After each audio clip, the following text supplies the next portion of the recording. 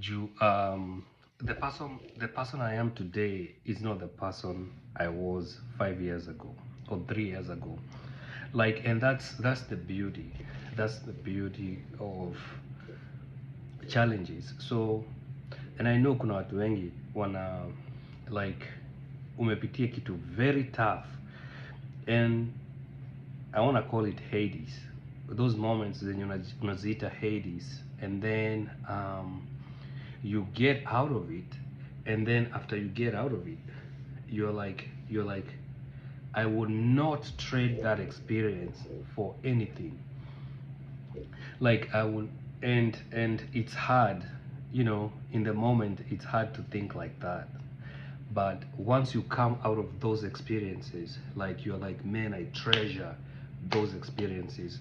Mimi, I really treasure like, I really, and asingesema hivi nikipitia what I was going through, but now that I'm out of it, and imekuwa years, and the kind of person I've become, I know myself, and I know that I have really changed, not for the worst, for the good. I did not believe that there could be a side of freedom yenye mi na experience. Like, I did not, na, and I think that's the beauty, if you if you submit your life to Christ. Um, every good and bad experience, God will turn it for, inaitwa beauty for ashes. And so for me, beauty for ashes was when I decided um, to get married. And actually, the day that I did that, kuna jamaa aliniambianga, Francis, don't do that, juu it's gonna destroy you. Yes, ilini destroy, but actually it saved me. It saved me in the perspective of that I was, everything yenye nilipitia from childhood, all the traumas, all the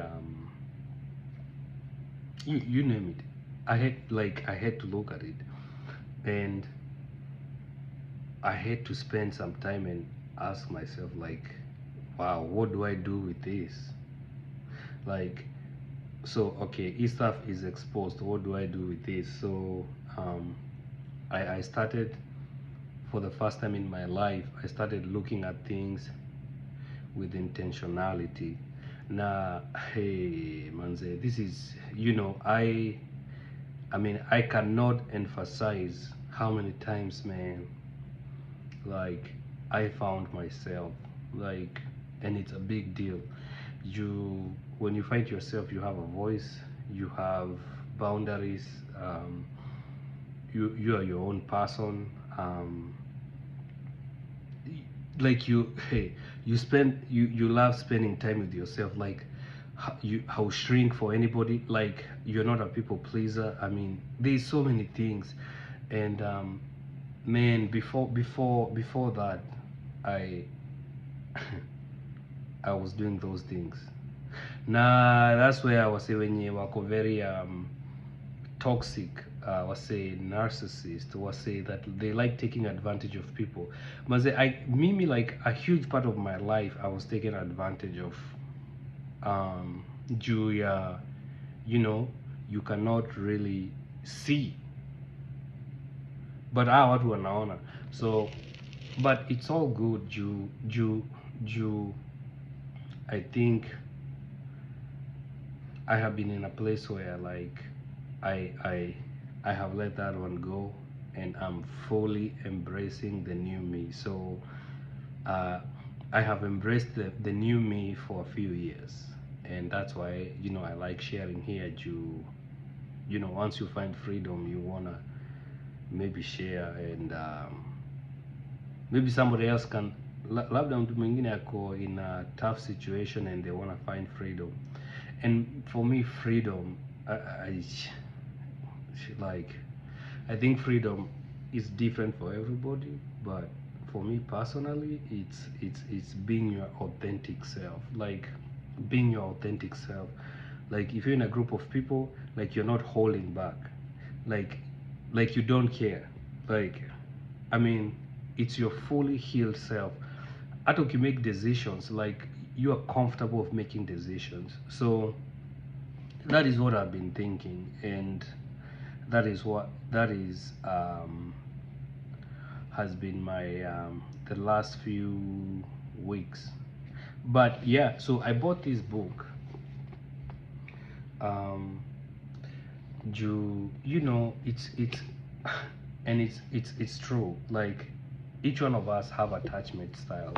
So there are three attachment styles: kuna anxious, avoidant, and secure. Let me read for you. So anxious, and of course English is not my language, so I'll be saying some words. Okay. So anxious people are often preoccupied with their relationships and tend to worry about their partner ability to love them back.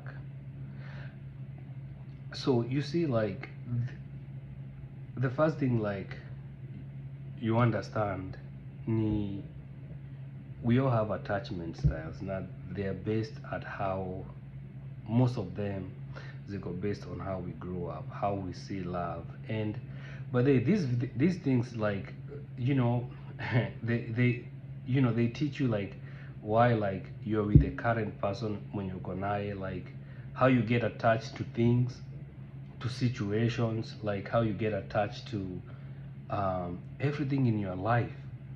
Like it's crazy. You get attached to things and you're like, why am I getting attached to that when that is nonsense? I'm like, why are you getting attached to this guy when you like is nothing but trouble? So it makes you understand, and inakusaidia wewe mwenyewe to understand yourself better. So the other one ni avoidant.